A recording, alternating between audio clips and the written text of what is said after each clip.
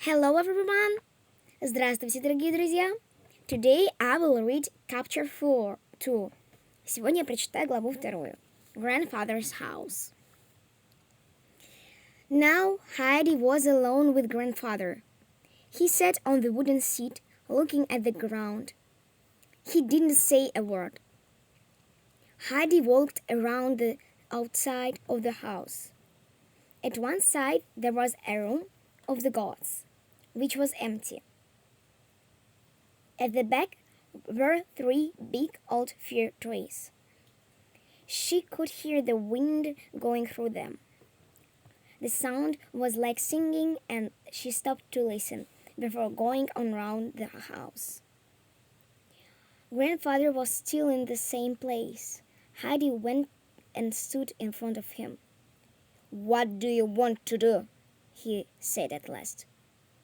"I want to see what you have inside the house." "Come then." He opened the door. There was only one room in the house, but it was very large. In one corner was a big fireplace with a table and a wooden chair near it. In another corner was grandfather's bed. There was also a big cupboard. It had everything in it that he needed. A few clothes, bowls, and plates, bread, cheese, and dried meat. He put in Heidi's things which Deity has brought. Heidi looked around the room. "Where am I going to sleep, grandfather?" "Where do you want?" he said. Heidi noticed some steps in the corner. She climbed up them, and she found herself in a room under the roof. There was hay all over the floor, and it smelled good. From a window in the roof, she could see the mountains. "I'm going to sleep here," she called. "It's nice here. Come and see how nice it is." "I know. I have seen it before," he answered. Heidi made a little bed for herself out of the hay. Then she called to grandfather to bring her some sheets. He had no sheets, but he found some pieces of hard brown cloth. He brought them up and laid them over the hay. "It is a lovely bed," Heidi cried. "I want to go to bed in it, but it is not night time now." "I think we should eat first," grandfather said, and they went down the steps. Grandfather made the fire burn well.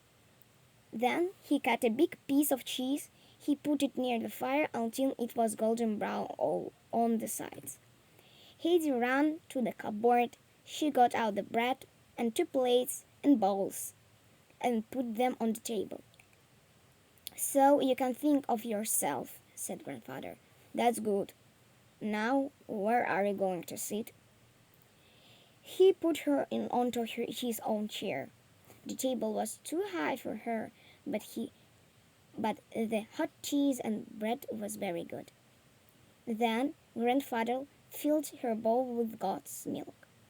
She drank without stopping until the bowl was empty.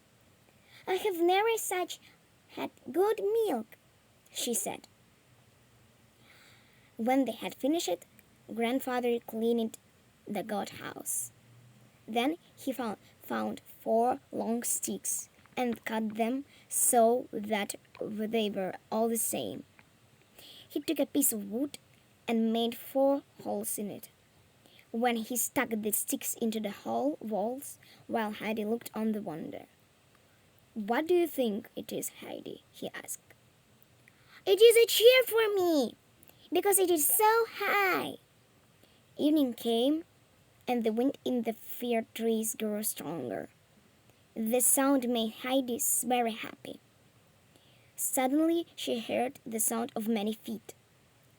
The gods were coming down from the mountain, running and jumping everywhere. And God Peter was among them. He was a big, strong boy of 11. They reached the house and went on down the hill. But 1 white goat and 1 brown goat left the others and ran to grandfather. "Oh, they're so pretty!" Heidi cried. "Are they yours, grandfather?" Are they both yours?